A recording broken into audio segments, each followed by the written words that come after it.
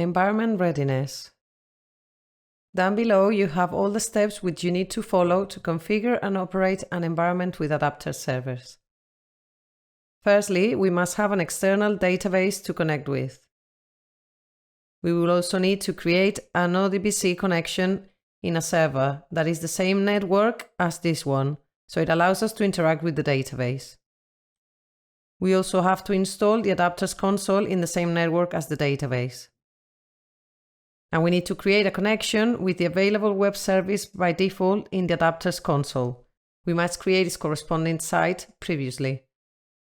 We also need to set up the connectors you want to use from the adapters console, create a connection with the adapters console web service in Aura Quantic, create an adapter prefix and suffix terms in Aura Quantic, and use the prefixes and suffixes of a process panel, family record, or role record with all the functionalities. To install the ODBC driver is one of the first steps we need to take. It is necessary to configure the server so you can establish a connection through ODBC, installing and configuring the corresponding driver.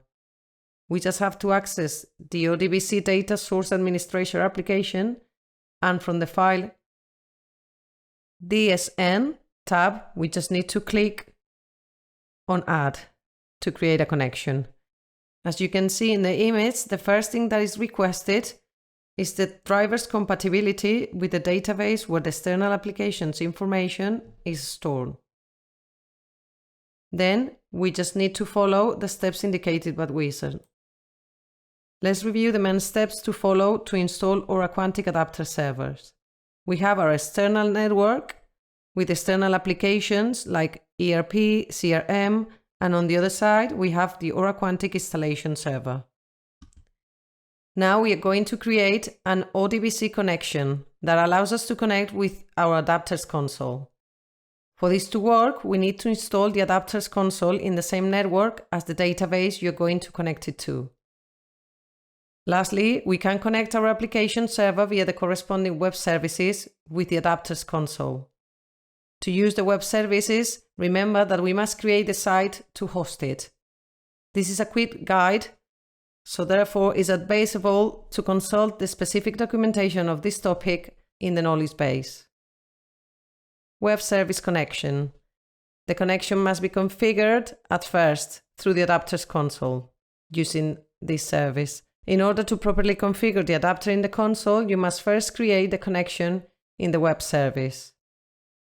Once the adapter console has been installed, we just need to click on the Web Services connection button and add the data.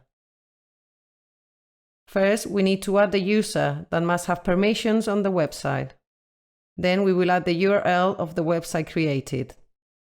Sometimes this is a default. Then we have a value by default that shows us the path of the location that we can customize.